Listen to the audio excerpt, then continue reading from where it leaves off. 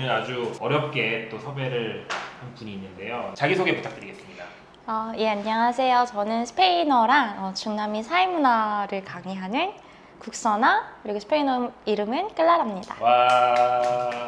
지금 스페인어 그러면 지금 강사, 그 다음에 이제 방금 전에 중남미 연구가? 중남미 연구가 사실은 연구하면 다 연구가라 하는 거고, 저는 이제 스페인어를 전공하고 또 스페인어 교육으로 석사를 했는데, 라틴 아메리카 그 언어를 사용하는 지역에 대해서 더 많이 알고 싶어서 우리 박사과정에서 사회문화를 전공을 하다가 이제 코로나 때문에 어떤 연구조사하도록 나갈 수가 없잖아요. 좀 무기한 보류된 상태인데 좀 놀다 보니까 또 하기 싫어가지고 어떻게 되겠죠? 잘 될 거예요. 네, 어쨌든 그렇게 스페인어와 라틴 아메리카 사회문화를 동시에 전공을 하다 보니까 그 두 가지 강의를 다 하게 됐습니다. 지금 그러면은 스페인어 강사로 활동하신 지는 지금 10년이 넘으신 거잖아요. 강사를 한 거가 2010년부터 했어요. 처음에는 제가 스페인어 학부 나왔다고 했잖아요. 스페인어과를 졸업을 하고 뭐 할지 정말 모르겠어가지고 그냥 스페인어 학원에서 알바처럼 일을 했어요. 알바처럼 그냥 이제 파트타임으로 나가서 강의를 하고 이랬는데 너무 재밌고 잘 맞는 거예요. 처음에는 그냥 정말 무슨 스페인어 학원 이런 학원에 있다가 그 다음에는 강남 파고다. 그러니까 이제 터치 받지 않고 좀 강사 자율성이 보장되는 그런 어학원, 대형 어학원에서 일하다가 그리고 나서는 계속 공부를 하면서 좀 더 다양한 곳에서 강의를 하게 된 거죠. 예전에는 남미를 간다 그러면 사람들이 거의 다 백수였거든요. 그러니까 막 2달, 3달 이렇게 갈 수 있는 곳이 남미라고 생각을 했는데 요즘에는 남미를 한 번만 간다고 생각하지 않아요, 사람들이. 맞아, 이거 네. 맞아. 요즘 막 그 사이에는 물론 코로나 때문에 지금 생겼다 없어진 것들도 있지만 그 사이에 뭐 직항이 생긴 나라도 있고 막 그래가지고 예전처럼 막 이렇게 한 바퀴를 다 돈다고 생각하지 않죠.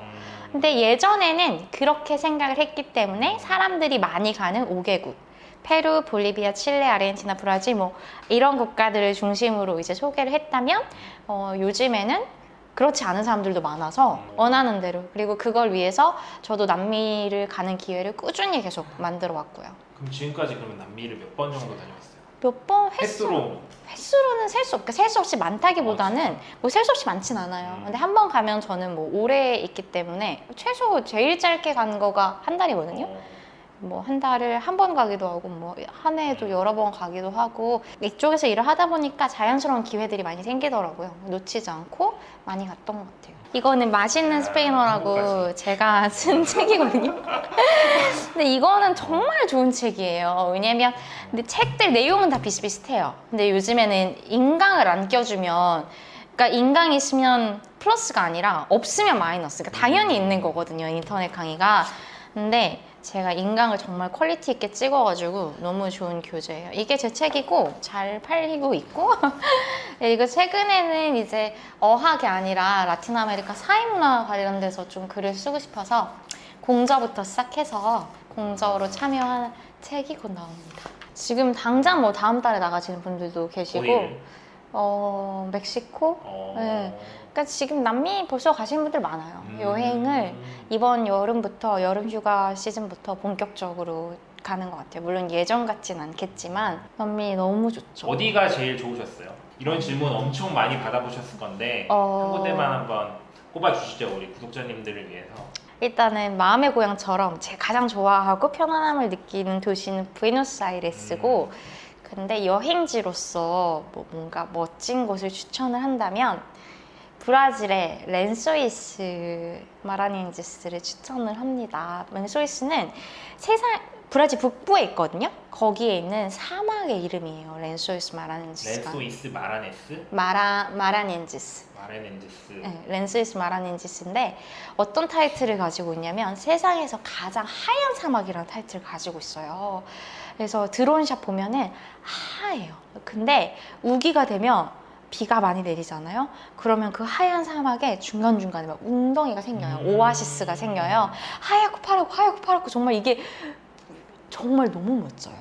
너무 멋진 그런 광경, 어디서도 볼 수 없는 사막의 오아시스가 생긴다는 게 너무 멋지고 접근성이 좀 안 좋아요. 저 위에 멀리 있다 보니까. 어떻게 가요? 그러니까 대도시들에서 연결이 되긴 하는데 브라질 자체가 우리나라에서 되게 멀잖아요. 뭐 상파울로도 그러고 많이 알고 계신 리우데자네이루도 다 멀잖아요. 우리 한국에서 가기가 직항도 없고. 근데 거기서부터 저도 한 수시간 저 제일 꼭대기까지 또 비행기를 타고 또 거기서도 버스를 타고 막 이렇게 가야 되니까 일단은 쉽게 갈 수 없는 곳이라는 것 자체가 되게 매력적인데 엄청 멋진 그런 경관을 가지고 있어요. 또 너무 신기했던 거는 그 하얀 사막에 제가 우기 때 그 오아시스가 생긴다 했잖아요. 근데 그 오아시스에 물고기가 살아요. 근데 건기가 되면 다 마르거든요. 근데 걔네가 없었다가 우기가 돼서 물이 차오르면 또다시 뭐 물고기가 생겨요. 너무 신기했어요. 아, 스페인어 강사세요? 그러면 어디서 일하세요? 이렇게 물어봐요. 그러면 크게 두 종류예요. 어느 기관에서 저를 초빙해서 제가 강의를 하러 가거나 아니면 클라라의 여행 스페인어처럼 제가 열고 모객을 하거나. 그래서 제가 모객하는 거는 사람들이 모일 수 없었기 때문에 이제 2년 넘게 클라라의 여행 스페인어는 할 수 없었고, 이제 기업 강의나 기관 강의 같은 경우에는 그 온라인으로 많이 전환이 됐어요. 줌으로. 그래서 줌 강의를 이제 꾸준히 하고 있었고요. 근데 강의는 그렇게 할 수 없다고 생각한 거예요. 저는 또 일하는 거 굉장히 좋아하거든요. 그런데 직접적인 대면을 안 하니까 권태가 좀 왔던 것 같아요. 그래서 하기 싫어서 그냥 쉬고 그랬었어요. 일단은 직접 대면하는 거가 저는 되게 중요하다고 생각을 했던 것 같아요. 스페인어 강사로서의 장점. 스페인어 어필 한번 강사로서의 해주세요. 스페인어 강사로서의 장점. 약간 전달하는 내용의 특별함은 있지 않을 수도 있다고 생각해요. 왜냐면 스페인어 배우는 순서 다 비슷하거든요. 처음에 뭐 발음부터 배우고 뭐 배우고 다 그 위계가 있기 때문에 커리큘럼이 아주 특별하다 볼 수는 없지만 저는 목소리가 좋고 인정. 목소리 좋고 좀 전달력이 좋고 또 제가 말을 할 때 사람들로 하여금 몰입할 수 있게 하는 그런 힘이 있는 것 같아요. 그러니까 내용 자체는 특별하지 않은데 다 누구나 그런 거 아닌가요? 근데 이거를 어떻게 전달하느냐가 중요한 거고, 하나의 단점이자 장점은 저는 제가 어렸을 때 막 교포가 아니어가지고 받지 못한 그런 문화적인 특별한 혜택 있잖아요. 이제 그런 게 너무 아쉬웠거든요. 외국어를 하는 사람인데 내가 어렸을 때부터 조기 교육을 이거 받았으면 얼마나 좋았을까. 맞아. 발음도 다르고. 근데 스페인어를 배우고자 하는 학생들의 보통 나이가 평균 나이가 성인이 많단 말이에요. 학부가 되거나 학부나 아니면 회사원들. 그래서 제가 성인이 돼서 이미 영어라는 다른 외국어를 배운 다음에 그리고 이제 스페인어를 배운 사람으로서 이 사람들이 머릿속에서 어떤 충돌이 일어나는지 너무 잘 알고 뭐가 헷갈리는지 잘 알고 어떤 방향으로 이거를 이해를 시켜야지 더 잘 전달이 되는지 제 경험을 통해서 너무 잘 알고 있는 것 같아요. 어려워요, 저는 솔직히 스페인어. 쉽다고 생각하세요? 스페인어요? 네. 스페인어는 배우기 쉬운 언어다 아니면 어려운 언어다? 상대적으로 쉽다. 왜냐면 일본어나 중국어 같은 경우 그리고 한자 쓰는 언어나 막 아랍어 같은 경우는 보고 못 읽잖아요. 읽을 수조차 없잖아요. 내가 그 글자를 모르면, 그 한자를 모르면. 근데 스페인어는 적어도 10분만 투자하면 다 읽을 수는 있어요. 다 읽을 수는 있기 때문에 그것만으로도 굉장한 장점이 있는 거죠. 읽을 수 있다는 거.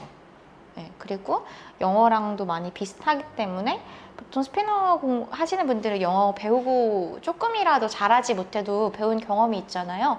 똑같이 이제 로마자 알파벳 쓰니까 좀 친근함도 있고, 그래서 영어에 비해서 쉽다 이렇게 말 못하겠는데 영어를 먼저 배운 사람들이 많으니까 다른 외국어보다는 쉽다. 외국어를 잘 배우는 팁, 뭐 쉽게 배우는 팁은 혹시 뭐라고 생각하세요? 특히 스페인어 같은 경우에는 성인이 돼서 공부하는 경우가 많잖아요. 그래서 아무리 뭐 유튜브에서 따라하세요. 백날 따라해도 그게 뭔지 모르고 뭐가 주어고 뭐가 동사고 그냥 뭔지 모르고 그냥 그걸 통째로 외우고 따라하는 데는 암기기 때문에 암기에는 총량의 한계가 있잖아요. 그래서 저는 그런 방법은 좋지 않다고 생각하고 오히려 굉장히 클래식하게 어느 정도의 문법이 기반이 돼야 된다. 무작정 따라하는 게 아니라 문법적인 요소에 대한 이해가 있어야 된다라고 저는 생각을 해요. 제가 정말 많이 비교를 하는데 뭐 나는 클라라야 라고 하는 문장이 있으면 I am 클라라 라고 하잖아요.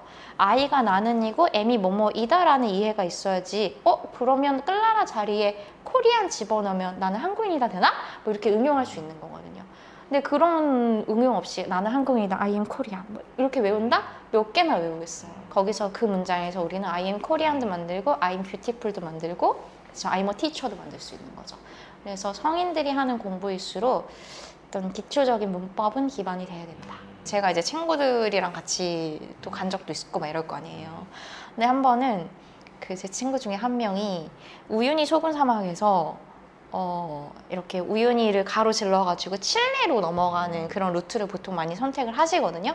일단 안데스 산맥을 이렇게 거쳐가는데 해발 5,000m 이상을 지나가요. 근데 거기에 안데스 여우가 가끔 나온단 말이에요. 안데스 여우. 근데 안데스 여우가 엄청 예쁘게 생겼어요. 털도 복실복실하고. 근데 예쁘게 생겼을 뿐 걔는 여우잖아요. 근데 제 친구가 귀엽다고 이렇게 한 거예요. 강아지 부르듯이 막 이렇게. 그래서 그 여우가 와서 확 물었어요. 손을. 그래서 피도 나고 막 이랬어요. 피가 막 엄청 많이 나진 않았는데 그냥 알코올 소독을 하고 그랬거든요. 알코올 소독을 하고 그랬는데 이 여우가 야생이니까 얘한테 뭐가 있을지 모르잖아요. 사실은 그쵸? 뭐가 있을지 모르잖아요. 네. 그래서 국경을 넘자마자 얼른 병원에 칠레 병원에 데리고 가서 그 주사를 맞았어요. 약간 공수병 주사 같은 걸 맞았는데 이게 온전히 항체가 생성이 아니 거기 병원 사람이 내가 여기 20년 일했는데 이런 사람 처음 본다고. 이건 실화다. 여우에 물려서 왔다. 여우에 물린 사람 처음 본다는 거예요. 그래서 어쨌든 공수병 주사를 맞는데 이게 5번을 맞아야 항체 생성이 온전히 되니까 그 한국 가서도 꼭 맞으라면서 그 주사 그 패키지를 줬거든요. 네. 박스를. 그래서 얘가 한국에 와가지고 그거를 가지고 이제 그 서울대병원인가 국립중앙의료원에서 막 그걸 맞을 수가 있어요. 근데 주사 값이 200만 원이 나왔다는. 한 번 맞는데? 아니 4번 다 해서. 아, 4번 다 네, 했는데. 굉장히 그게 구하기 어려운가 봐요. 아. 그래서 보험 적용도 안 되고 아무튼 여러분 여우 귀엽다고 이렇게 하지 마세요. 카카오톡에는 어떤 메시지를 하나 받았어요.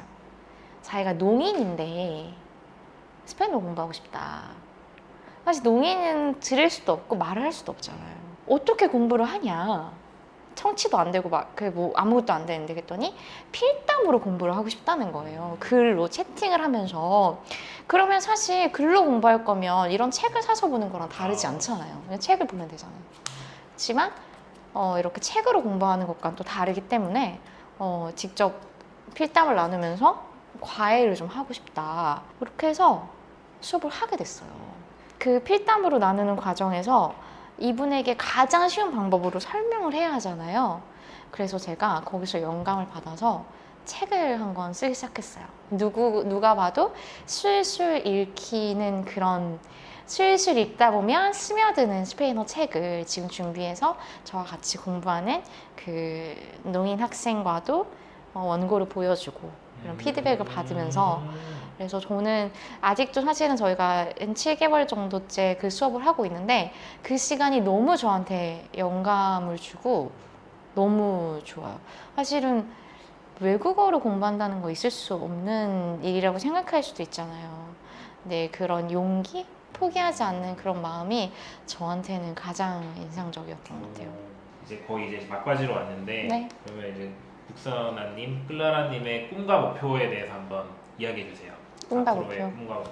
일단은 스페인어를 안 하는 상상은 해본 적이 없고 지금까지 했던 일들인데 좀 다각화해보고 싶어요. 그러니까 그냥 스페인어랑 라틴 아메리카를 가지고 계속 일을 하는데 여태까지는 뭐 스페인어 강의, 라틴 아메리카 관련 강의, 현재 나가는 어떤 인솔자로서 역할을 했잖아요. 뭐가 될 수 있을지 모르겠지만 융복합해서 뭐 사업을 한다거나 뭐가 될지 모르겠어요. 근데 여태까지 했던 일들에서 그 바운더리 벗어나지 않지만 좀 다양한 일들을 해보고 싶다? 클라라에게 스페인어 강사랑 영원한 덕질? 그냥 계속 뭔가 타고 싶은? 이렇게 쫓아다니고 싶은? 그렇게 덕질하고 싶은? 그런 분야인 것 같아요. 물론 제가 완벽하지 않고 아직 다 알지 못해서 그런다는 생각도 좀 있지만 항상 부족하다고 생각하는 그 힘이 원동력이 돼서 자꾸 더 알아가게 되는 것 같습니다. 영원한 덕질이다.